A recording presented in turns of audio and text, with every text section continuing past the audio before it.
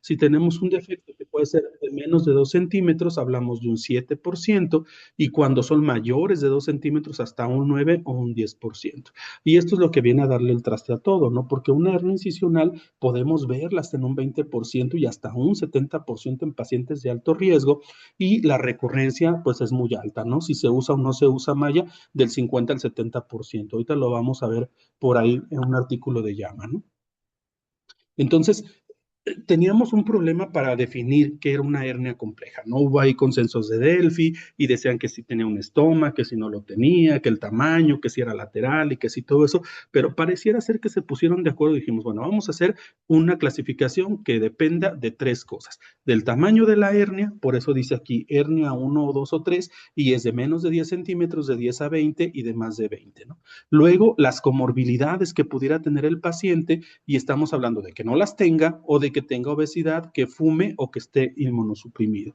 Y lo otro es el estatus de la herida como tal, ¿no? Si está limpia o contaminada, ¿no? Pero ojo, cuando ustedes vean un artículo que les esté hablando de uso de mallas en sitios contaminados, lo que se tienen que preguntar es qué clasificación están utilizando. No es lo mismo utilizar la clasificación del CDC, en donde ya tenemos 4 grados, a esta que está modificada por el grupo de trabajo, ¿no? De la hernia ventral, en el cual el grado 1 no hay riesgo. Si se fijan, el grado 2 tiene factores de riesgo, pero no hay nada intestinal, y en el grado 3 ya aquí pudiera haber algo y pudiera haber alguna lesión intestinal o algo por ahí, ¿no? Entonces, sí tendríamos que evaluar bien de qué se están refiriendo, y pareciera ser que el consenso ya es claro, ¿no? Un grado 3 o un grado 4 ya se considera compleja, el grado 3, es decir, que tenga entre 10 y 20 centímetros, aunque tenga todo lo demás, ¿no? O no lo tenga. Y también el grado 4, ya un tamaño arriba de 20 centímetros y puede no tener enfermedad o puede no estar contaminado. Y esto está en relación a la cantidad de complicaciones que van a ocurrir y a la tasa de recurrencia que también pudieran tener los pacientes, ¿no? Entonces, independientemente de que pudiera ser primaria o incisional, ya las metieron en el mismo lado, cosa que yo no estoy de acuerdo, por lo que les estoy diciendo, que la situación de recurrencia y de cosas que pudieran pasar no son iguales a una hernia primaria que en una hernia incisional, ¿va? Y ahorita les voy a dar los argumentos de por qué no lo considero de esa manera. La hernia incisional tiene una prevalencia del 10,1%. Este artículo nos lo aceptaron para publicación en House. Yo creo que estará saliendo en este mes por ahí, y evaluamos 20 ensayos clínicos, 20, perdón, estudios de cohorte, ¿no? Prospectiva y retrospectiva, en el cual evaluamos cuál era la incidencia que reportaba cada artículo en particular, que es lo que ven ustedes en el mapita. Obviamente acá en Sudamérica y en otros lados no hay nada, esto es de lo que está publicado. En México solamente es un autor y soy yo, entonces la prevalencia la empezamos a colocar de esa manera, ¿no? Entonces ahorita la tenemos en 10,1 con un seguimiento promedio de 39 meses. Pero esto es muy importante, vean cómo, por ejemplo, para la definición de una hernia primaria y ventral que nos ponía el artículo de la Asociación Europea, nos hablaba de el índice de masa corporal, de que fumara el paciente y de que usara esteroides. Y vean, en este metaanálisis que nosotros hicimos, vimos que el tener un índice de masa corporal arriba de 30 pudiera ser un factor de riesgo, pero no encontramos asociación estadística en todos los estudios. Ahora, todos los estudios lo reportaban de manera numérica, es decir, por ejemplo, 28 más menos 3, o lo dividían en menos y más de 30. Por eso no lo pudimos hacer en todos los estudios, ¿no? Pero el índice de masa corporal arriba de 30. El fumar sí es un factor de riesgo, pero no es de los factores riesgos top. Entonces, pareciera ser que en una hernia incisional, lo que más pesa no es lo que trae el paciente de casa, sino lo que sucede durante la cirugía. Es decir, si la cirugía fue de urgencia, si la cirugía fue de colon, si el paciente ya tenía cirugía previa, si en en la misma hospitalización lo reoperas por alguna situación de sangrado de algo, si le haces un estoma, si tiene infección de sitio quirúrgico o ocurre algo ahí dentro de la cirugía, son los factores que más tienen que ver. En el metaanálisis también lo que hicimos fue poderlos graduar. Entonces, de acuerdo al nivel del OR, ¿no? Que se manifestaba. Y en general hablamos que un OR arriba de 2 es el que sí se necesita de alguna manera atacar. Cuando tienes 1 a 1.5, la verdad es que el que tú metas dinero y hagas cosas y campañas y todo eso como que no cambia tanto, ¿no? Pero entonces lo que el paciente trae de casa es lo que más afecta o lo que mayor riesgo tiene de que el paciente tenga una hernia incisional. Platicábamos de estas situaciones, ¿no? De lo que es la situación de cómo está la recurrencia. Vean, en este estudio de llama empezaron a ver año por año, ¿no? Cómo estaba a los 6 meses muy parejo y todo eso, pero cuando llegaban a los 5 años, vean, el 45% aproximadamente de los pacientes que usaban malla tenían recurrencia y el 73% de los que no la usaban a 5 años, ¿no? Yo se los completé con una técnica que se llama forecasting o series de tiempo y vimos que el 76% a 10 años de los pacientes que no se usó, que se usó malla, perdón, van a tener una hernia y el 86% de los que no se usó, ¿no? Entonces, pues habrá que evaluar qué características tienen estos pacientes, ¿no? Y obviamente el tipo de hernia sí tiene que ver, ¿no? Si comparamos la epigástrica con la incisional, pues pareciera ser que si tienes epigástrica tienes hasta la mitad de posibilidades de recurrir. Si hablamos de una incisional versus el mismo paciente que tiene paraestomal e incisional, pareciera ser que es un factor de riesgo el que tenga las dos. Si comparamos paraestomal contra incisional nada más, 3 veces más en la paraestomal y umbilical contra incisional también la umbilical un poquito menos. Entonces todo esto tiene que ver con eso que les platicaba de no meterlas en el mismo canal, no meterlas en el mismo canasto. ¿Qué era lo de menor riesgo? El mayor ancho de la malla. O sea, si la cortaban más ancho, parecía que había menos situaciones. Si liberabas los elementos y si hacías un cierre facial primario, parecía que era lo que menos influía, ¿no? Y lo que más influía era la infección de sitio quirúrgico. Ahora, lo que siempre nos trae a todo esto, bueno, y tiene que ver el que tú hagas un abordaje abierto, robótico y laparoscópico, pues pareciera ser que no. En este artículo también de llama lo ponen muy parejo, ¿no? Y podrán alegar lo que sea, ¿no? Que puede ser que porque apenas va empezando la curva robótica, ¿no? Se aseguraron que todos los cirujanos que participaban tuvieran mínimo 500 casos de cirugía robótica, ¿no? Entonces, como que cositas que de repente pudieras, poner como una situación de pero para justificar esta igualdad, pues bueno, pareciera ser que no me voy a meter más en esta situación, pero pareciera ser que el abordaje no pesa tanto como lo que estamos haciendo, ¿no? Entonces, esto va todavía para abonar un poquito más a lo que yo les digo, ¿no? Si tenemos una hernia ventral primaria, el seroma es bajo, mientras una hernia incisional puede ser alto y puede persistir en un porcentaje también más alto, ¿no? La retención urinaria, sobre todo en la laparoscopía, en la hernia incisional un 2%, pero aquí empieza a despegarse un poquito, ¿no? En una hernia primaria es raro que tengamos un hilo, también es raro que tengamos una enterotomía y en una hernia incisional empieza a hacerse un poquito más grande, ¿no? La recurrencia global de menos del 3%, cuando aquí ya estamos hablando de un 12 a un 50% y un término nuevo que estamos empezando a ver más continuamente, que es la recurrencia, ¿no? Que está hasta en un 20%. La infección de sitio quirúrgico, obviamente que depende de la técnica que hagamos, y la infección de la malla, que independientemente de lo que sea incisional o primaria, pues pareciera ser que está muy baja, ¿no? Yo siempre les digo a mis residentes que nosotros por el solo hecho de hacer una laparotomía tenemos 3 deudas con el paciente, ¿no? Las hernias, las adherencias y la infección del sitio quirúrgico. Pero también les insisto mucho en que la infección del sitio quirúrgico es el muro de carga, ¿no? Y es lo que nos va a llevar después. Si nosotros controlamos la infección, vamos a controlar todo lo demás. Si no, nos vamos a estar peleando que si small bites, que si la malla, que si todo esto, ¿no? Entonces, creo que por ahí va la línea que sigue, ¿no? Pero ¿por qué hay tanta diferencia entre la primaria y la incisional? La primaria la podríamos catalogar como una calidad tisular alterada y la incisional como una cicatrización alterada. Es decir, la primaria tiene que ver con la calidad del tejido y la incisional con la calidad de la cicatrización, ¿no? Entonces hay diferencias claras. Por ejemplo, la situación del colágeno, ¿no? Ustedes saben, el 80-20, en la hernia primaria pareciera estar disminuida, pero en la incisional está muy marcada esta división, ¿no? La organización fibrilar es progresiva en el desorden en la primaria, mientras que en la incisional es caótico, no es inmaduro, toda la inflamación también es baja, hay una inflamación exagerada en esta, la remodelación suele ser difusa y en esta parte se concentra sobre la línea de sutura y el punto crítico, ¿no? Que en la hernia incisional puede estar más relacionado al tamaño del anillo y todo esto, y acá no, ¿no? Y inmediatamente va sobre la localización, ¿no? Y el tipo de fallo, pues es progresivo y acá no, es localizado y está dirigido también a esto, ¿no? Aquí se ven algunos tejidos que han podido tomar de hernias primarias contra una hernia incisional y se ve claramente la diferencia, ¿no? Entonces pareciera ser que esa es la explicación de por qué de repente pudiera pasar. Ahora, nosotros tenemos un proceso de cicatrización normal, ¿no? Ya sabemos que el tejido va a ir aumentando su fuerza nunca va a llegar al 100%, la verdad, pero bueno, va a tener esa fuerza. Y esa fuerza va a relacionarse con la aparición de visceración y con la aparición de la hernia incisional, ¿no? Entonces, en los primeros 14 días ocurren, 30 días, pero no ocurren la mayoría de las evisceraciones y como les había puesto también en la imagen previa, hasta el 42, aquí dice el 50% de las hernias.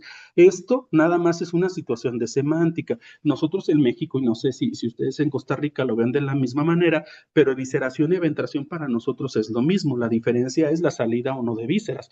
Evisceración, pues obviamente son las vísceras. Eventración, tienes abierta la pared, pero el paciente no lo tienes contenido, ¿no? Y la hernia, pues obviamente ocurre después, ¿no? Con un saco, con un anillo y todo eso, y acá, en este grupo de autores, lo toman como eventración igual a hernia, ¿no? Pero bueno, tenemos un proceso que ya se llama mecanotransducción.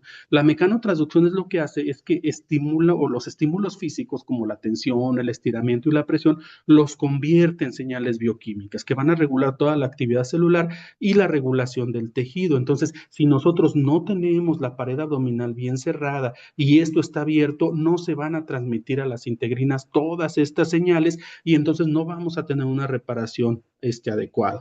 En lo macro es en la fase donde se hace todo este efecto, ¿no? La masía es la fascia, pero no es la única estructura que tiene un efecto de contención y es en ella donde se realiza todo el proceso reparativo. Sin embargo, la fascia y el abdomen no descansan, no es como una extremidad a la cual le pongas yeso y dejas que madure y que se regenere y que todo eso, no, esto se está moviendo continuamente y con situaciones que nos llevan a picos altos de presión, ¿no? Cuando toses, cuando defecas y todo eso. Entonces, todo este mecanismo, la mecanotransducción es lo que nos lleva a la cicatrización, ¿no?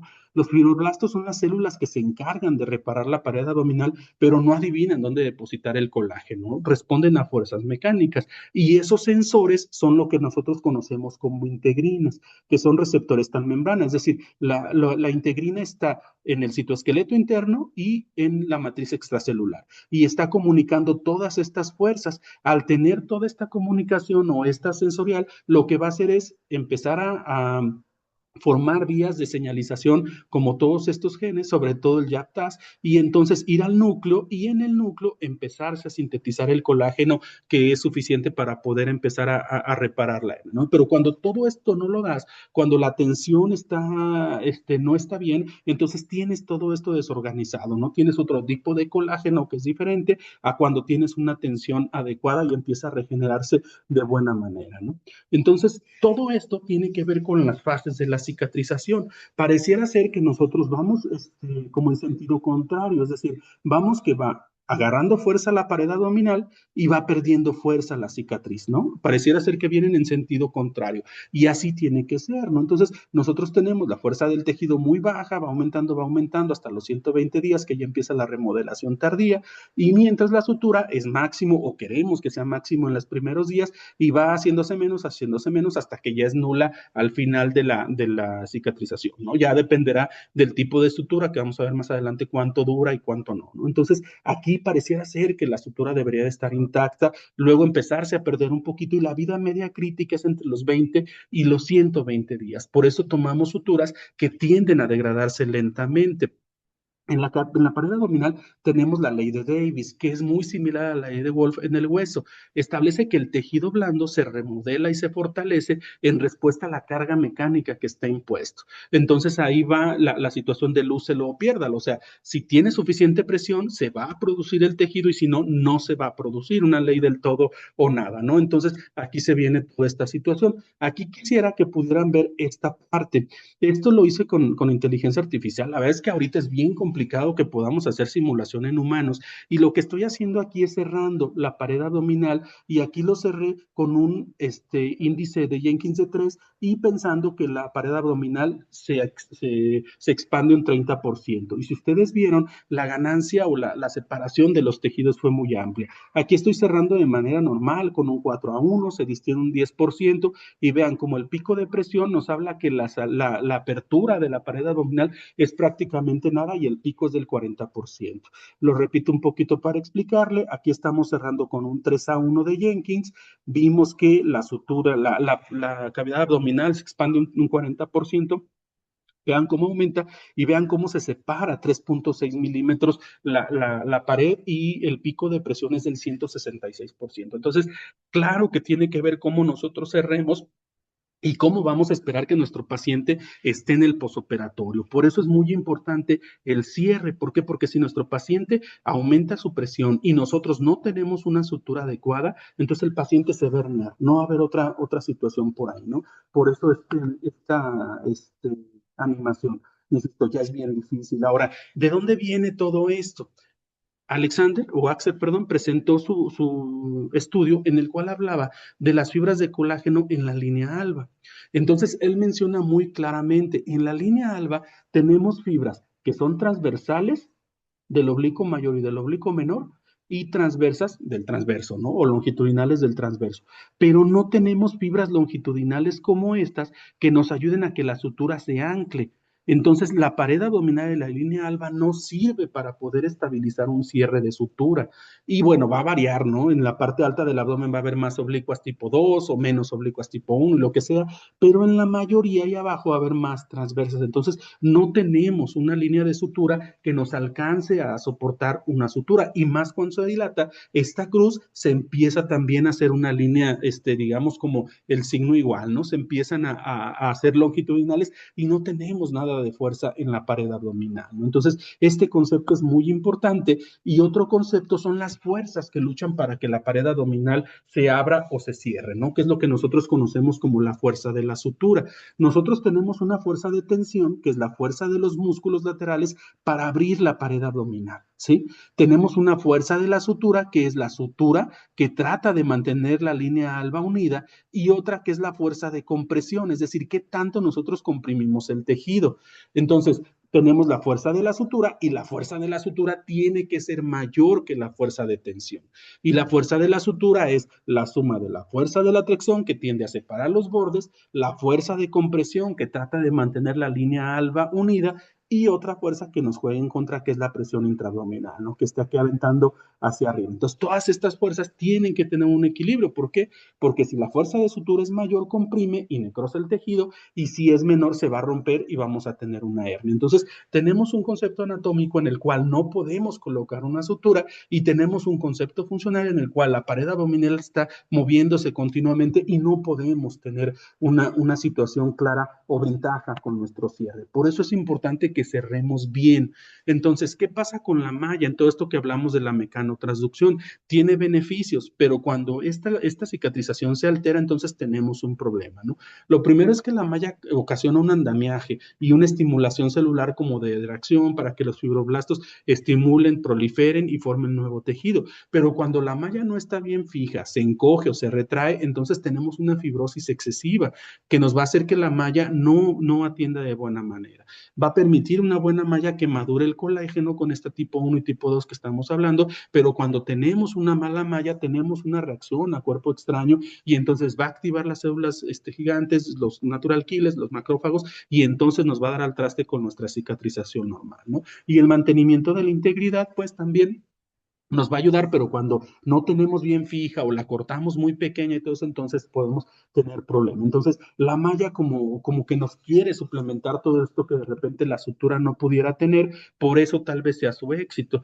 Mallas tenemos muchas, ¿no? Si nosotros nos vamos a todo esto que vemos en la historia, un pequeño cuadro, obviamente todo empezó con lo anatómico, ¿no? Con Eduardo Bassini, con Bogros y todo esto que nos ayudaron a delucidar todo lo anatómico, pero las primeras con Phelps, con Aquaviva en 1940 94 que empezaron a hacer de nylon, hasta que Usher utilizó la malla de propileno, después en los 80 vino la malla absorbible, vino Liechtenstein con su técnica en el 90, la cirugía laparoscópica y después aparecieron las mallas biológicas en el 2000 y ahora unas de las más recientes que son Pfizer, ¿no? Entonces tenemos toda esta evolución histórica de las mallas, pues que de alguna manera nos han ayudado, ¿no? Entonces todo esto a lo que nos lleva es a un cambio o una transformación paradigmática, ¿no? Antes pensábamos que la malla quirúrgica solamente era un tapón, que ahí lo poníamos y hablábamos del principio de Pascal y que ponla aquí porque ponla allá y que la llanta y todas estas cosas que de repente nos decían. Entonces la malla quirúrgica ha ayudado a reducir la recidiva, pero es muy importante, redefine la comprensión de la dinámica, es decir, nos cambia todo esto mecánico, una pared abdominal mecánica, a una malla que permite una integración biológica y una biocompatibilidad que nos hace que cicatricemos mejor. Entonces nos ha llevado en todas estas situaciones a los cambios que hemos tenido, ¿no? El concepto de la malla, más que un simple refuerzo o parche, como yo les decía, es una lámina plana de material protésico. Puede ser sintética o puede ser biológica. Se diseñó para cubrir un defecto herniario, pero ahora sabemos que proporciona un andamiaje o un scaffold que permite que el tejido propio crezca a través de él para fortalecer la zona debilitada. Entonces, su principal función es permitir una reparación libre de tensión, evitando que los bordes del tejido se forcen a cerrarse con la sutura y que bajo la presión fisiológica estos fallen, ¿no? Entonces, el concepto de la malla, si se fijan, ha cambiado de ser simplemente algo mecánico a algo mejor. Ahora, cuando empezamos a ver todos los datos y todo esto decimos, bueno, ¿y la hernia incisional sí en realidad es un problema? Pues sí, sí lo es, ¿no? Es la principal complicación después de una laparotomía, ya les hablaba de su incidencia y cómo cambia en pacientes de alto riesgo, puede ser sintomática en un porcentaje elevado del paciente, pero también tiene un efecto cosmético y en la calidad de vida del paciente, ¿no? Vamos a operar pacientes de urgencia, se va a encarcelar un 6, un 15%, se va a estrangular un 2% y este riesgo va a aumentar 2.6 veces por año y la tasa de recurrencia que ya hablamos tan alta, ¿no? Entonces, todos estos números y toda la explicación fisiológica que acabamos de hablar, pues obviamente que nos da para que digamos, vamos a prevenir la hernia, ¿no? Obviamente, si hablo de prevención de hernia, tengo que hablar de los dos capítulos que tiene la Asociación Europea de Hernia en este sentido. Y entonces nosotros cuando hacemos el análisis GAP, es decir, dónde estoy, hacia dónde quiero llegar, ¿por qué si nosotros tenemos un 12.8 que obtuvimos de Bosanquet en su metaanálisis, con cerca de 14,618 pacientes, porque ahorita estamos en un 26 o un 32%? ¿Qué es lo que está pasando? Tenemos un mejor seguimiento, diagnosticamos mejor, estamos tratando pacientes asintomáticos, aunque pudiera ser contradictorio, pacientes y asintomáticos, o porque de veras operamos más complejos, porque se supone que ahorita tenemos mejores herramientas tecnológicas y todo para que nos fuera mejor, ¿no? Pero obviamente que sí tiene que ver lo que usemos para diagnosticar, ¿no? Si solamente es el examen físico, si hacemos una tomografía o un ultrasonido. Como ejemplo está este artículo de Hughes en el cual analizan el punto de Hughes en el Heart Trial, ¿no? Entonces empiezan a ver todo esto y ven que al año no hay diferencia entre el punto de Hughes y el cierre estándar del 1 por 1, ¿no? Entonces, al primer año 14.8 contra 17.1, 28.7 contra 31. Ellos coinciden, no hay diferencia estadísticamente significativa entre el punto y cerrar 1 a 1. Pero ¿qué pasa cuando le aumentan una tomografía al análisis del paciente? Y vean, cuando aumenta una tomografía, este 14.8 se convierte en un 47 y este 17 en un 47.8%. Es decir, la mitad de los pacientes tuvieron hernia, independientemente de que lo cerraran con Hughes o no. Y entonces terminas diciendo, bueno, ¿y si tienen hernia? O sea, el tamaño sí me da para pensar en hernia. ¿A cuántos de estos pacientes voy a terminar reoperando por una hernia? Y es muy bajo, es del 16 al 18%. Por eso me refiero a que si diagnosticamos mejor o estamos tratando pacientes asintomáticos, y eso tendrá que ser algo que resolvamos en los siguientes años, ¿no? Entonces, también tiene que ver el seguimiento que nosotros hagamos.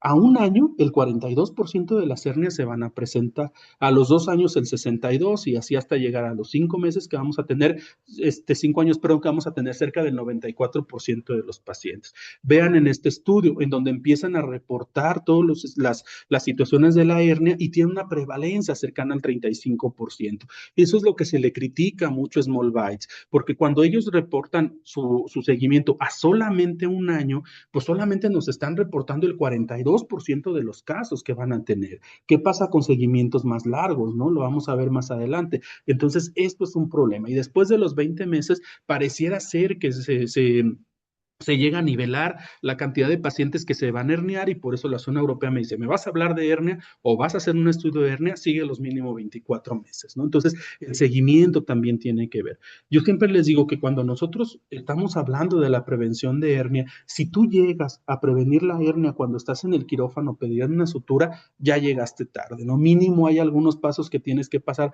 antes de que todo esto mejore. Desgraciadamente, el 90% de la investigación está en esto, ¿no? Cierra bien la pared abdominal y en usa malla o modifica la técnica de cierre. Y todo lo demás lo hemos olvidado. No tenemos tanto en rehabilitación, no tenemos tanto en cuidados posoperatorios para poder llegar y decir, mira, se hace de esta manera y después del posoperatorio, fájalo, haz esto, pon un drenaje, nútrelo de esta manera. No lo tenemos, ¿no? No hay estudios suficientes para poder llegar a eso. Pero entonces estamos en esta situación. Entonces, es lo que tenemos que empezar a hacer, ¿no? Yo a todo esto que le he agregado algunas cosas, ¿no? Lo primero es el compromiso del cirujano que está contigo. No es la hora del café, no es ya terminé, que cierre el R2, el R1, porque le toca a ellos, ¿no? Tenemos que quedarnos hasta que se cierre la pared abdominal. Lo otro es enseñar el cierre de la pared abdominal. Aquí está el doctor Tomás Ibarra, por aquí tenemos al doctor Mayagoit, el doctor Cisneros por aquí debe andar, y, perdón por lo pequeño, pero tenemos un curso en el cual enseñamos a nuestros residentes a cerrar la pared abdominal y a otros adscritos, ¿no? Afortunadamente ya luego la Asociación Mexicana de Cirugía General nos ha permitido llevar este curso al Congreso Nacional y ahí tenemos alumnos en donde enseñamos todo esto, ¿no? Y el otro es el papel de la infección que ya se los he dicho desde hace ratito. Hay que controlarla y vamos a controlar todo lo demás, ¿no? Entonces, lo primero es decidir si vas a operar o no a un paciente. Pareciera ser una situación muy lógica, si no, pero no tengo hernia, pero en realidad así estamos, ¿no? De repente, por ejemplo, un paciente con una apendicitis complicada o un trauma hepático grado 1 o 2 y todo eso, y decides, pues mejor esperar y decir, ¿sabes qué? Me espero, tal vez no necesite cirugía, o si le pongo un catéter percutáneo y luego entro con una cavidad que no esté infectada, pudiera es una de las situaciones, ¿no? La otra situación es decidir el abordaje. La Asociación Europea te dice, con la mínima invasión vas a tener menos hernia incisional y vas a tener menos infección de sitio quirúrgico, pero siempre se puede. En una cirugía de urgencia lo haríamos, en un trasplante pues no tenemos de otra, ¿no? La otra cosa es que podamos y la otra es que podamos, ¿no? Es decir, tengo el robot, tengo el laparoscopio para mí solito y de mi guardia, pues yo les puedo decir que yo trabajo en un hospital general y en las noches no tengo laparoscopio, ¿no? Y aparte de eso, tengo la habilidad para poderlo hacer, entonces, obviamente que tenemos que ver, pero vamos a sacarlo del contexto de Latinoamérica, ¿no? Vamos a dejarlo a nivel mundial que está pasando con la mínima invasión. La hernia protrócara definitivamente está infradiagnosticada. ¿Por qué? Porque muy pocos presentan síntomas, solamente el 47%. Les damos muy poco seguimiento. Nosotros operamos una vesícula, la vemos 3 o 4 veces, le separamos la cita subsecuente un par de meses y bueno, vámonos. Entonces no la seguimos y no la buscamos. Entonces ese es el problema. El ejemplo clásico es este autor que se llama Comajun Cosas. Él empieza a ver todo esto de la hernia incisional y cuando hace un estudio retrospectivo dice, ah, caray, pues no, no es tan alta, 2.6%, cierren con esto, ¿no? Y cuando él hace un estudio prospectivo, empieza a ver que lo tienen un 25% y dice, ah, caray, entonces, ¿qué pasó? Esta es la situación. Perdón. ¿Rehabilitar sirve o no sirve? Definitivamente sí sirve, pero hay pocos estudios en los cuales se esté analizando la rehabilitación para prevenir la hernia. Es decir, cuando yo voy a operar a un paciente, lo voy a optimizar y me sirve muchísimo, sí, pero el paciente ya lo voy a operar, es decir, ya tiene esta situación de una hernia programada o de cualquier otro tipo de cirugía, porque hay de estos, situaciones de prehabilitación incluso para cardiología y son diferentes que para lo de cirugía de colon y todo esto, y que hay quien lo ha puesto esta prehabilitación dentro del protocolo ERAS, que son totalmente diferentes, pero ahorita yo no podría decirles prehabilitar les sirve para prevenir la hernia, y de hecho muchas veces no se puede, cuando tienes que operar a un paciente de urgencia y todo eso tal vez no se puede. La elección de la incisión es muy importante. De repente nos dicen, evita la laparotomía por línea media, pero bueno, ¿qué hacemos, no? Yo me imagino, o no me imagino qué hizo este cirujano, ¿no? Si empezó de repente por aquí, lo dijo, bueno, me extiendo, bueno, no puedo, me voy por acá, bueno, mejor no, una línea media. Entonces tenemos que empezar desde un principio a elegir claramente qué es lo que vamos a terminar haciendo, ¿no? Y también, bueno, la elección de la sutura, pero el hecho de que nosotros podamos cerrar no quiere decir que debamos cerrar, ¿no? De repente tenemos este tipo de abómenes en los cuales tal vez no sea la opción, pero si nosotros hablamos de heridas, pues pareciera ser que las transversales tienen una mejor situación, ¿no? El problema es la exposición, ¿no? No denervan, no sangran, no tienen tanto dolor, es más estético en comparación con una laparotomía por línea media, ¿no? Pero aquí está la situación y de hecho la pelea más grande ahorita no está en cirugías de urgencia, entonces, sino en sitio de extracción. Por ejemplo, en mínima invasión, cuando haces una hemicolectomía o algo, ¿cómo lo vas a sacar, no? Si haces una transversa abajo, tipo Pfannenstiel, o haces una por línea media, ¿no? Y la pelea está en eso. Obviamente que la transversa ha tenido menos cantidad de hernias, pero yo siempre que les pregunto, ¿qué quieres? ¿Cantidad o quieres gravedad? Es decir, una cirugía, una hernia por línea media es más frecuente, pero es menos grave y nos enfrentamos a situaciones que podemos manejar mejor. Una suprapúbica en donde tenemos la vejiga ahí, tenemos situaciones vasculares, tenemos hueso, tenemos todo que no te dejan fijar una malla de manera adecuada muchas veces. Entonces, ¿qué queremos, no? Esa es la situación que también nos tendremos que contestar en breve, ¿no? La otra situación es, ¿qué es cerrar bien? Entonces, cerrar bien tiene que ser un material de sutura que sea monofilamento de absorción lenta o no absorbible, ¿no? Como la poliuxanona, el PDS, el Monomax y todo eso, ¿no? Lo que recomienda la Asociación Europea es que sea 2 ceros en la mayoría de los pacientes adultos o del 0 en pacientes que tengan tejidos aponeuróticos más grandes, ¿no? La técnica de cierre, y se hablan de una sutura continua, con puntos de Aberdeen tanto de entrada como de salida. La distancia entre los puntos lo marcan de 5 milímetros entre los puntos y del borde a la herida de 5 a 8 milímetros, que sea espaciado, regular y uniforme alrededor de toda la incisión, ¿no? Y que lo ideal es que cumplas con la regla de Jenkins, es decir, que la sutura mida 4 veces lo que mide tu incisión, ¿no? Y esto es muy importante y cuando nosotros escuchamos al doctor Portenli, que es ahorita el presidente electo de la Asociación Europea de Hernias, es esto, la sutura tiene que verse. ¿A qué se refiere? A que cuando tú haces tu jaloncito, tienes que ver la sutura que sobresale de la herida. Si no se ve, se entierra en la aponeurosis o se entierra en la grasita que tienes alrededor, estás tirando de más de la sutura, ¿no? No sé decirte cuántos newtons se utilizan o cuánto te tendría que ser, pero definitivamente tú tienes que ver la sutura alrededor de la herida, ¿no? Estos cierres anclados y todo eso, pues obviamente que no se utilizan o no deberían de ser, ¿no? Entonces, esto es lo que nos dicen que es cerrar bien. Ahora, ¿cómo yo voy a saber cuándo cumple mi paciente el 4-1? Pues obviamente que no es tan sencillo de decir, mide 10 centímetros y la sutura mide 45, pues ya, ¿no? Ya la hice. No, lo que nosotros hacemos es esta fórmula. El A es lo que mide la sutura. Habitualmente ustedes van a ver en las cajitas de la sutura que les dice cuánto mide. Si en este caso esta sutura dice que mide 150 centímetros. Esto es el A. El B es cuando ustedes terminan de hacer su primer nudo y le dicen a su ayudante, córtale. Ese córtale, esto que sobró, es el B y lo vamos a guardar. Cuando terminan de hacer su cierre y lo que les quede de sutura, también lo van a guardar y lo van a medir y eso es el C. Entonces, sumas lo que te sobró de la sutura y se lo restas al total de la herida y entonces ya tienes la sutura que te gastaste. Porque esto que cortaste no va a participar en el cierre, se va a ir a la basura y esto también. Si fuéramos estrictos, tendríamos que ver incluso si las suturas que usamos en los nudos participan o no.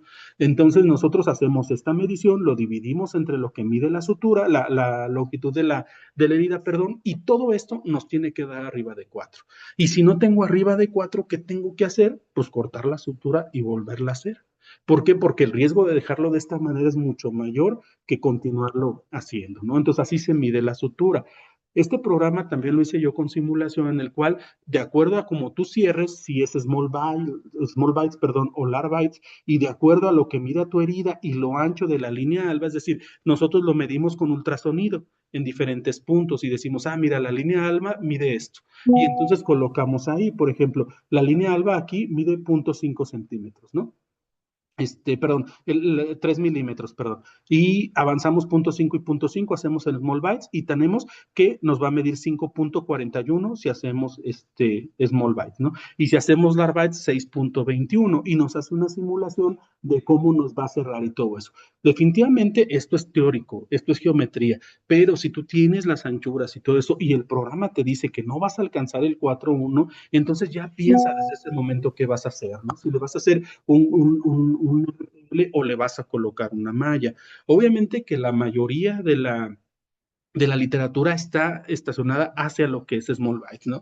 Hace small bites y luego viene toda esta situación de incluso hasta buleo intelectual, ¿no? Yo les digo, no haces small bites, no estás actualizado, pero espérame, vamos a ver los resultados, ¿no? En estos dos metaanálisis, obviamente y claramente se ve que la técnica de small bite reduce en un 61% la posibilidad de tener hernia incisional, ¿no? Entonces dices, bueno, me sirve, ¿no? Y sí la tengo que utilizar. Entonces, el problema es los matices. No te sirve para dehiscencia aguda y tú no sabes si tu paciente va a tener dehiscencia o va a tener hernia incisional. Es decir, tú tienes que proteger las dos cosas. No puedes decir, bueno, el riesgo de dehiscencia no me hace nada, pero no se me va a herniar. Al contrario, no tienes que saber proteger las dos cosas. Entonces, es lo que nos dicen, ¿no? El Stone Trial a 3 años de seguimiento, ahorita el doctor acaba de presentar el más largo que es a 5 años, no hay ninguna diferencia entre small bites y large bites, ¿sí? Entonces, aquí estamos en esta situación, utiliza el Monomax en todo esto y vean como no hay diferencia estadísticamente significativa, pero ellos concluyen como que 1,95 y 2 y 1,42 y 1,53 está arriba del 1 y es un factor de riesgo entonces cerrar con larvites, entonces no hagas larvites si haces small bites, ¿no? Bueno, podrá ser de interpretación, pero efectivamente no hay ninguna diferencia, ¿no? Entonces, cuando tú ya estás haciendo todo esto, yo veo los ensayos clínicos que más alta, más referencia tienen y que más están identificados en la literatura. Y, por ejemplo, esto lo presenté en el americano de cirujanos. Si ustedes ven, este es el Stitch. En el Stitch, en large bites y en small bites te reportan una media y una desviación estándar, media y desviación estándar, 5 y 1.5. Entonces, ¿qué fue lo que yo hice? Tomé esto y le pedía con R, haz una distribución normal. Ahora simúlala 1000 veces. Ahora dame el promedio. Y ahora dime cuántos pacientes se cerraron con menos de 4 en cada uno de los grupos. En Milburn, Small Bites, el 11.8 no alcanzó el 4.1 y el Arbites el 5.36. Pero de ahí en más, en todos los demás hubo ventaja de Small Bites. Vean, el 25% nada más en Derenberg no alcanzó, pero vean, el 41% no alcanzó el Arbites, 27 contra 50, y esto ya es una vacilada. El 8% de los pacientes en Oxal no alcanzaron el 4.1, pero acá el 72%. O sea, ¿a qué me refiero? A que si es tan importante alcanzar el 4.1, los deberías alcanzar siempre. No tendrías por qué no alcanzarlos. Entonces, esto me marca que la diferencia no está en que sea small bites mejor o no, sino en que en large bites la mayoría no alcanzó el 4.1. ¿Y por qué no lo alcanzó? Pues solamente la situación de verlo, ¿no? Si a este le prestaron menos atención al cierre o no, porque bien claro Milburn lo ve, dice el 95% de los pacientes sí lo alcanzó, contra el 11. Y entonces aquí empezamos a ver esta situación, ¿no? Entonces yo creo que esta fue la situación que nos llevó a todos, ¿no? Entonces, las guías europeas te dicen, ok, vas a cerrar la pared abdominal, usa small bite y usa el 4.1. ¿Por qué? Porque esto te reduce el riesgo o te va a aumentar el riesgo de hernia 2.8 veces si no lo usas y el riesgo de infección 1.85. Y esa, hasta ahí se queda la situación de ellos, ¿no? Voy a darle un poquito más de prisa, nos queda poco tiempo, entonces yo voy a esta situación, evaluar el riesgo. Si el paciente es de bajo riesgo, ciérralo como quieras, con large bites o con small bites, pero siempre respete el 4.1. Si el paciente es de alto riesgo, lo que tienes que hacer es evaluar el riesgo de infección. Si el riesgo de infección es bajo, colócale una malla, si es alto, hazle RTL, ¿no?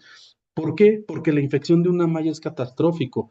este artículo lo menciona, ¿no? De 100,000 hernias que han operado, cuántas han explantado y todo eso, y el promedio de infecciones de 208 días, ¿no? Entonces no es sencillo.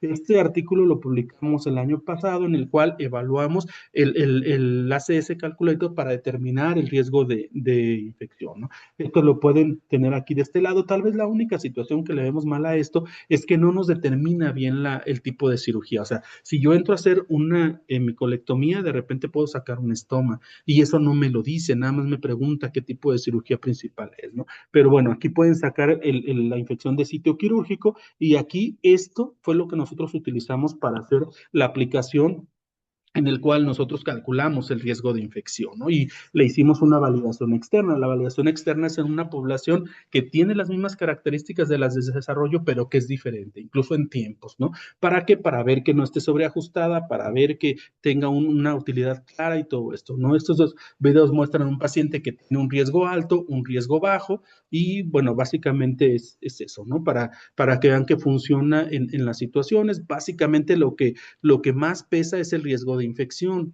como sucede en la vida real. En este le pusimos 2.6 y el riesgo de infección es de 5, ¿no? Y en este le pusimos 12 y vean, el riesgo de infección de hernia, perdón, es del 62%. Este es el QR por si lo quieren utilizar adelante.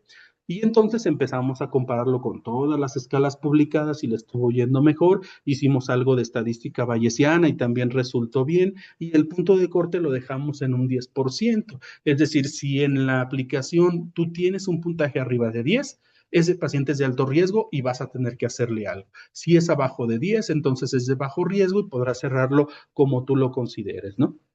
Y entonces, ya teniendo estas dos escalas, que es el cuello de botella que nosotros hemos identificado siempre, insisto, bajo riesgo, como quieras, pero siempre el small, el Jenkins, ¿no? Si es de alto riesgo, calculas el riesgo de infección con el ACS Calculator. Si el puntaje es arriba de 6, entonces hazle RTL porque se te va a infectar. Si es abajo de 6, puedes colocarle o no una malla. Modificar la técnica de cierre ya lo hicimos en un metaanálisis en red y vimos todos los tipos de cierre y llegamos a la conclusión que RTL y las suturas de retención parecían ser las mejores opciones. Obviamente nadie va a hacer suturas de retención, ¿no? La malla es el estándar, las preguntas que están por responder es el tipo de malla, en qué espacio, qué complicaciones asociadas vamos a tolerar.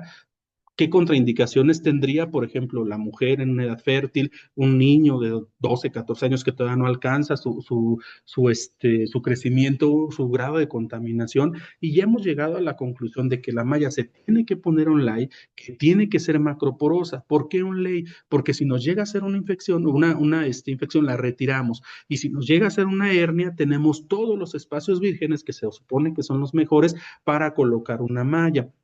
Este artículo acaba de salir publicado anteayer, en el cual hacemos un metaanálisis umbrella. Un metaanálisis umbrella es un metaanálisis de metaanálisis.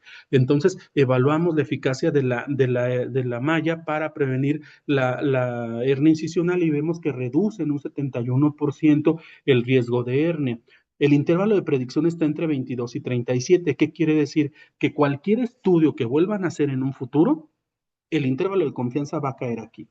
O sea, ya no se ocupan más estudios de saber si la hernia sirve o no sirve. Lo que sí necesitamos es lo que les decía, en qué sitio, qué complicaciones vamos a tolerar o no. En este artículo lo que analizamos fue eso, el número necesario a tratar y el número necesario a dañar con la malla, ¿no? Y entonces el número necesario a tratar para el efecto neto, que es la división entre estos dos, fue de 5, ¿no? Entonces, quiero decir que la malla es una muy buena opción en eso. Este artículo lo publicamos también el año pasado, en el cual comparamos la malla contra el RTL y, bueno, es un artículo de no inferioridad, ¿no? RTL es esto, ya más o menos no me voy a entretener tanto en esto, ya hemos platicado algunas veces de las ventajas y desventajas que pudiera tener, viene de los trabajos de Holinsky, después Ben Klauskau, se empezó a hacer todo esto, Agarwal lo usó para prevención. Nosotros publicamos en el 2015 mi tesis de maestría, después hicimos el seguimiento a los 3 años en el 2022 y bueno, la RTL es mejor que el cierre uno por uno, ¿no? Y lo que venía, pues obviamente era compararlo con la malla y fue lo que les presenté más adelante, pero esto es lo que se está haciendo ahorita, las técnicas híbridas. En esto estamos comparando RTL contra Small Bites, ¿no? Aquí no alcanzó la diferencia estadísticamente significativa, pero fue 11% contra 2 en relación a hernia. En estos dos artículos de Lima y de Ulutas comparan el Small Bites contra la malla y les fue pésimo al Small Bites. Vean, el 8% de los pacientes se deisentaron en Ulutas contra un 0%. El 27% de los pacientes con Small Bites tuvieron hernia y solamente el 4%. Y en este caso, el 13%, uno de cada 10 se deisentaba con Small Bites, mientras el 0% con malla en pacientes de alto riesgo. Por eso, insisto, si ustedes tienen un paciente de alto riesgo, no hagan Small Bites. En este paciente, este artículo que es el más reciente, comparan RTL contra el cierre de Small Bites. No sé por qué le ponen PDS y no le dicen definitivamente Small Bites. Yo creo que no quieren afectar pues la situación que tiene de nombre, pero en utilizan esta parte, ¿no? El Small Bites. Pero empiezan a haber diferencia, ¿no? Un 6%, un 14%, perdón, contra un 21%, ¿no? Entonces, bueno, ahí va a favor de RTL. Esta serie de tiempo la hice yo para calcular más o menos cómo estarían estos pacientes que presentaron y empezamos a ver que a los 3 años el 40% de small bites tendrían malla, de hernia, perdón, contra RTL, que es el 11%.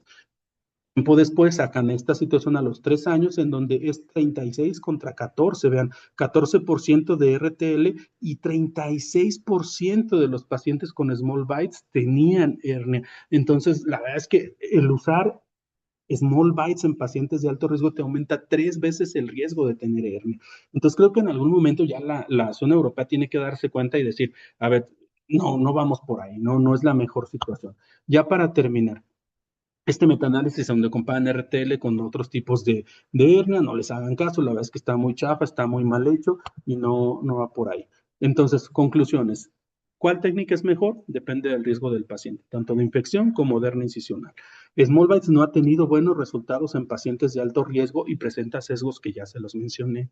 Siempre tener el 4-1. Hay cada más vez evidencia de que RTL puede ser una mejor opción. La malla, según los resultados, hasta ahorita es el estándar y la infección de sitio quirúrgico es la piedra angular en la prevención de esta parte. Y, perdón, me pasé 5 minutos, me parece. Estoy.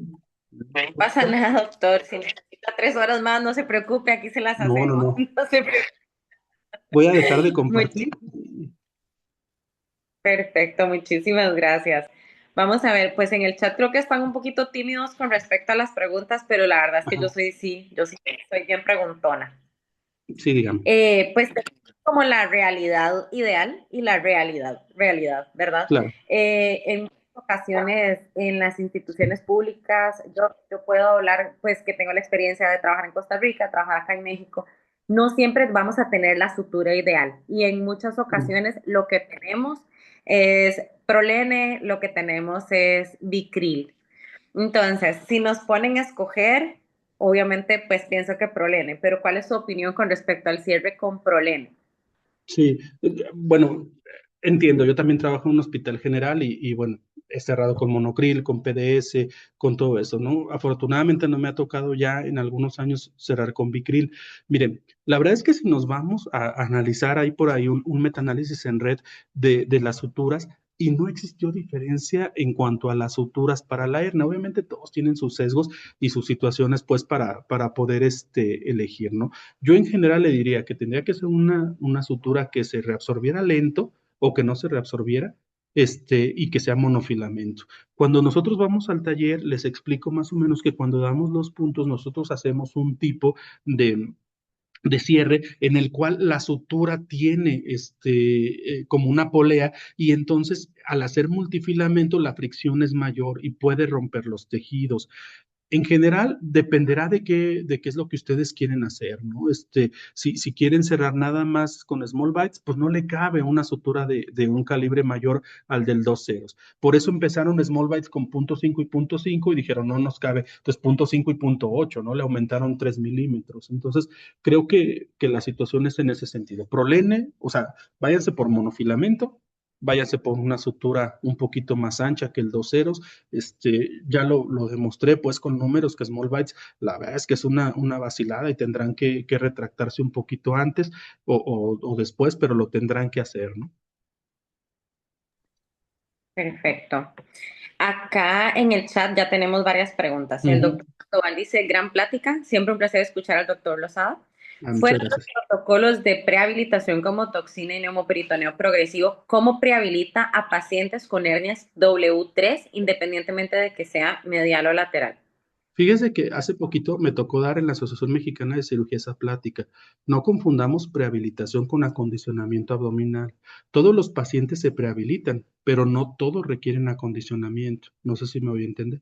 El acondicionamiento sí es lo que él habla del Botox y del neumoperitoneo, pero no es la prehabilitación. La prehabilitación es parte, es decir, todos se prehabilitan, no todos se condicionan. Y esa situación sí la tenemos que tener muy clara, porque si nada más nos vamos a la parte del abdomen, entonces estamos olvidando todo lo demás, estamos hablando de sarcopenia, estamos olvidando la situación de que vas a cerrar forzadamente una pared y no te va a respirar bien el paciente y todo eso. Si él me pregunta específicamente a pacientes con ese tipo de hernias, pues obviamente que tenemos que evaluar el caso, saber qué tipo de cierre voy a hacer, qué tipo de malla voy a colocar, pero en general lo que hago es un neumoperitoneo abreviado con la toxina y a los 28 días al mes, el neumoperitoneo de 10 días, si es que se ocupa. O sea, también, insisto, tendría que ser el caso para poder platicar específicamente de eso, qué tanto de hernias tiene, si es una sola, si son varias y cosas de ese tipo, ¿no? Y el sitio. Entonces, es bien difícil dar una receta nada más para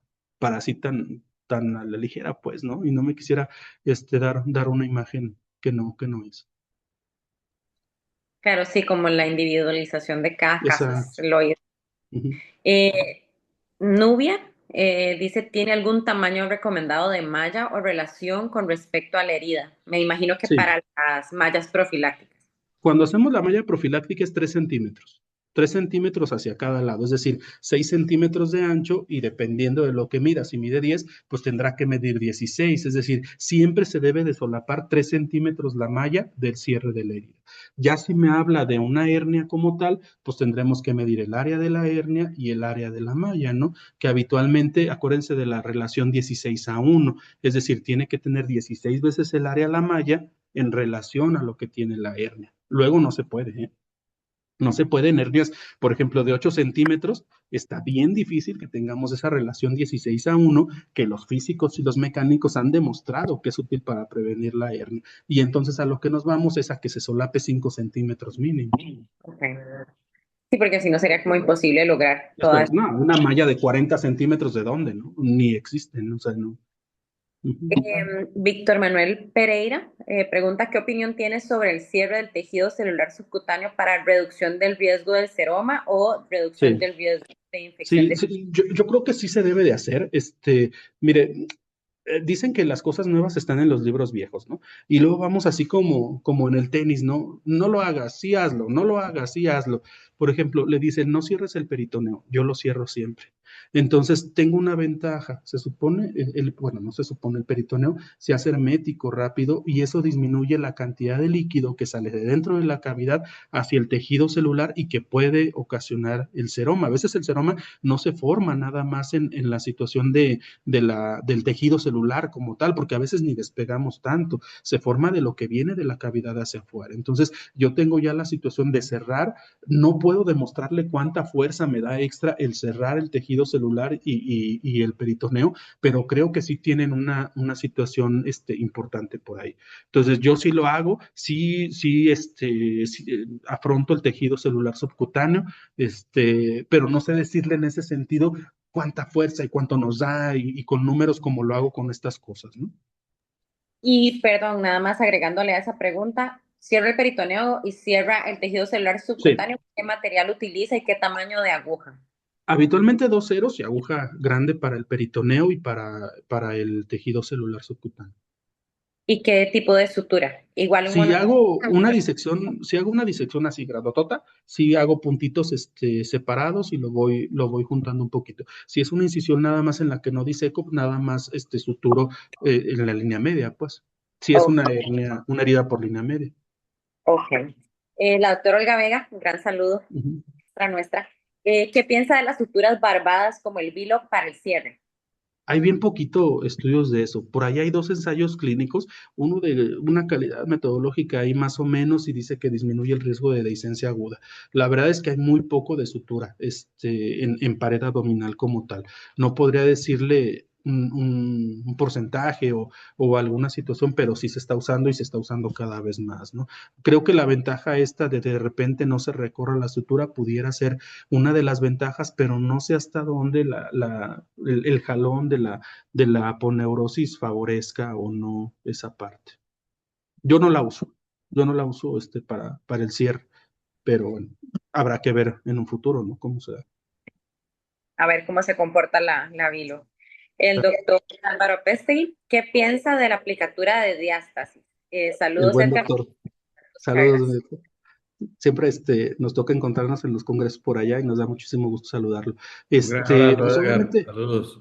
sí, Álvaro, pues, obviamente que va a depender del tamaño, ¿no, Álvaro? Yo creo que sí es una situación que nos podríamos tardar un poquito platicando de qué es lo que conviene más, dependiendo del tamaño de la diástasis, de si está o no está asociada con una hernia umbilical, de la edad de la paciente, de las comorbilidades que pudiera tener. Entonces, no sé, si tú me preguntas, es lo mismo que me preguntaban del acondicionamiento, ¿no? Sí tendrá que individualizar cada caso para poder dar una situación. La cosa es que tengamos todas las herramientas y la sapiencia para poderlo hacer, ¿no? Mire, yo independientemente de todo esto, y ya es un comercial aparte, cuando me dicen especialista en hernias, yo no soy especialista en hernias.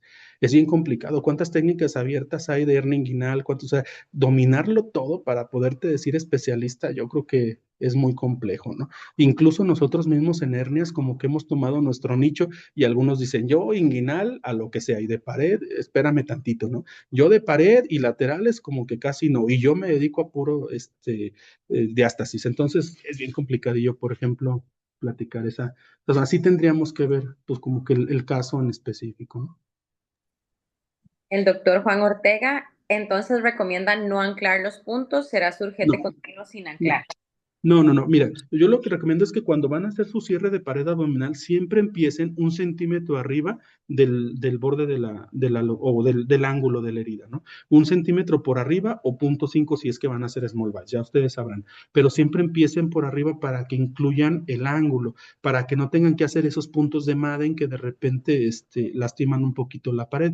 Empiezas 1 centímetro adelante, te vas y te detienes a la mitad de la herida, independientemente de que mida 8 o 9 centímetros, y vuelve a darlo de abajo hacia arriba, y cuando está en el medio, crúzate 1 centímetro las heridas y anúdalas de manera diferente. Luego de repente dejan la sutura ahí para anudarse con la otra sutura y no. Entonces deben de puntos autobloqueantes para cada uno y solaparse 1 centímetro es la situación que yo les digo siempre en los talleres. La doctora Alba Zúñiga, nuestra presidenta, considera un porcentaje de grasa visceral recomendable para optimizar condición del paciente previo a la cirugía, directamente en grasa visceral, y si tiene Híjole, o recomendación experiencia para sí. el. Buena pregunta, ¿no? Porque es incluso hasta la masa muscular, no solamente la masa grasa, el índice de masa corporal, sabemos que luego de repente como que no es la mejor opción para identificar al paciente, pero ahorita estamos en eso. Si usted me dice cuánto tiene que bajar un paciente, es bien complejo. Entonces, la mayoría del SPAR ha dicho que baje un 7% o que dure 6 meses sin aumentar. Es a lo que han llegado como una situación así como de un término medio, ¿no? Porque luego es bien difícil. En situación de urgencia, pues obviamente que no, pues no hay nada que hacer en ese sentido, ¿no? O sea, no tenemos ninguna ventaja, pero está en eso, doctora. No podría decirle así como que un porcentaje óptimo para llegar, la mayoría en la prehabilitación nos hablan de esa parte, ¿no? Un 7% de pérdida de la grasa y te dan el visto bueno, y la otra situación es 6 meses sin que aumente, o la otra situación, o sino junto con que camine 6,000 pasos al día y que de 2 respiraciones con el espinómetro cada 4 horas. Entonces, más o menos son como que los objetivos, digamos, de la prehabilitación corta. Por decirlo de alguna manera, ¿no? Porque obviamente si tú tratas de hacer una prehabilitación vas a tener que tener 15 especialistas y ir rodando por cada uno, pues te va a llevar 6 meses, ¿no? Y te va a salir carísimo poder prehabilitar a todos. Y eso es muy importante, no todos ocupan la misma cantidad de prehabilitación. Entonces ya tendríamos que evaluar también. La personalización, la individualización de cada Sí. caso.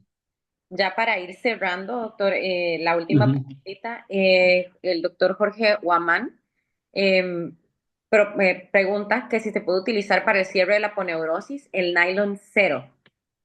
El nylon. Fíjese que el problema con el nylon son los senos que produce, pues la reacción que produce. Yo, si ponemos así, incluso el nylon lo dejaría como que hasta con el cierro. No sé si me voy a entender. Por la situación, pues, de la rudeza, de lo grueso, de lo poco útil que es para poder cerrar y de la reacción que produce a nivel de la pared abdominal. Entonces, dentro de lo que yo le decía, porque luego pareciera ser contradictorio, ¿no? Tú dijiste que monofilamento y tú dijiste que no se absorbiera tan rápido, ahora me sales con que el nylon no. Yo creo que sí, el nylon sería como que la última opción que usaríamos obviamente la seda, ¿no? Todo eso, pues, pero sí, ¿no? Dentro de lo que me está preguntando, el nylon sí no creo que sea la mejor opción. Bueno, doctor, creo que entonces vamos cerrando para que no quitarle más de su tiempo. Ya son las 9 de la Gracias, doctora. noche en Costa Rica, en Ciudad de México. Pues ¿Tienen mis redes sociales, doctora? Por si luego tuvieran alguna pregunta por ahí, con gusto. Si quieren algún artículo, si algo les interesó de las diapositivas que presentamos y que nos hagan más extensos, adelante, con toda confianza. súper. Bueno, de hecho, ya compartí lo del score suyo a los chats a donde había dado difusión de esta charla. La doctora Alba Zúñiga de una vez ya lo está invitando a que cuando nos va a dar taller a Costa Rica, Cuando me les inviten, con todo gusto. le podemos dar hasta un tourcito ahí por las playas para que Con solamente todo gusto voy cuando me inviten. La verdad es que sí, el tallercito es un poquito largo. Tuvimos la oportunidad de hacer el diplomado, ya ve lo cortito de repente por el tiempo y porque son varios talleres que se dan al mismo tiempo, pero habitualmente me tardo como 4 horas en el taller, pues en que pasen por todas las estaciones que hago. Por ahí tengo una simulación con algunas poleas, un aparejo, cosas de ese tipo, dinamómetros y así, para enseñarles toda esa parte. El día que ustedes quieran, de veras, con todo gusto, nos vemos por allá. nos vamos a poner de acuerdo porque definitivamente sí lo necesitamos. Y bueno, a las Claro que sí, personas que doctor. se conectaron después, que lograron entrar, nos disculpamos, es la primera vez, demasiado solicitado el doctor Lozada, la primera vez que Muchas gracias. excede la capacidad de Zoom de nuestra asociación. Siempre tuvimos más de 100 personas conectadas. Entonces, pues la primera vez que nos sucede, por eso nunca habíamos necesitado una cuenta de Zoom que fuera un poquito más grande. De igual forma, si me puede compartir los artículos también para darles difusión en los chats en donde mandé lo de las charlas, igual que Y sabe que, su doctora, en redes me pedían la situación de pasarles la cuenta, por Facebook y por varios ahí, y ya después en privado les decía, mira, es esta, pero no sé, si haya la capacidad, porque de repente no se tiene cuenta, no sé, no me han dicho algo, entonces no la quise compartir, o sea, compartí que iba a estar aquí con ustedes, pero no compartí detalles de la charla por esa situación. Pero el día que quieran hacemos alguna otra situación, por ahí. Me encanta mucho la situación de inteligencia artificial y todos los modelos que hacemos con todo eso. Entonces, si de repente quieren algo por ahí, porque luego de repente cuando ven pláticas de inteligencia artificial se van a ChatGPT, ¿no? Y ya, ahí está, y se hace así, y el prompt y todo eso, pero son 23 trends que hay de inteligencia artificial en los cuales pudiéramos vernos beneficiados los médicos y creo que lo desaprovechamos nada más yéndonos a chat y a preguntarle, ¿no? Y mira qué rápido me lo dijo, sí, pero ahora revisa lo que te dijo a ver si no alucinó y si todo eso, ¿no? Entonces, Por acá casi, creo que de entonces repente tenemos por ahí tendremos algo. de inteligencia artificial también organizado por la asociación y ampliamos entonces el número de cupos para que podamos tener ese llenazo nuevamente. Y también preguntan por el próximo taller acá en México. En México lo hacemos junto con la Asociación Mexicana de Cirugía. Ya nos absorbió un poquito en decirnos, vénganse para acá. Entonces ya lo hacemos junto con el Congreso Nacional. Y ahí lo damos, el taller. Debería de haber taller, sí. Fíjese que en España, de donde tomé yo la situación de la idea y todo eso, lo hacen continuamente. Y para todos los R1 y todo eso, y es una obligación que los R1 lo tomen. En México, pues no tenemos esa situación de decir, te obligo, ¿no? A que lo hagas, pero bueno, sería bueno que lo tomaran todos, pues sí. Ya tenemos ahí algunos modelitos, uno en fase de patentar para lo del cierre y todo eso, ya luego se los presumiremos por ahí. Bueno, vamos a aprovechar entonces que estamos en la mesa de acá y que estoy en la mesa de allá para que entonces se haga varios talleres tanto en Costa Rica como como aquí en México, también ve por ahí al doctor Raúl Rodríguez, así que también podemos aprovechar para El Salvador y estoy segura que vamos a darle bastante difusión, doctor. Claro que sí. Pues Nuevamente, muchísimas gracias, muchísimas doctor. gracias, doctor. De verdad que, pues, como le digo, 100 personas siempre. Ahorita tenemos todavía 73 personas conectadas de muchas partes de Latinoamérica, no solamente México y Costa Rica.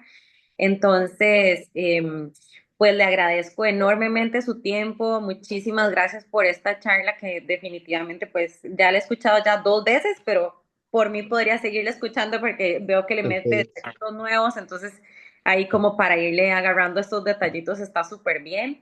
Espero Y no haberlos aburrido con tanta aficio, pero ayuda bueno, para mis residentes, para mis fellows, para todo. Entonces ahí nos vamos a estar poniendo de acuerdo. Y mil gracias de verdad por apoyar a la Asociación Costarricense de Hernias, al contrario. estas actividades que estamos haciendo con el fin de mantener actualizados a nuestros asociados y que pues beneficia también al resto de personas herniófilos de Latinoamérica.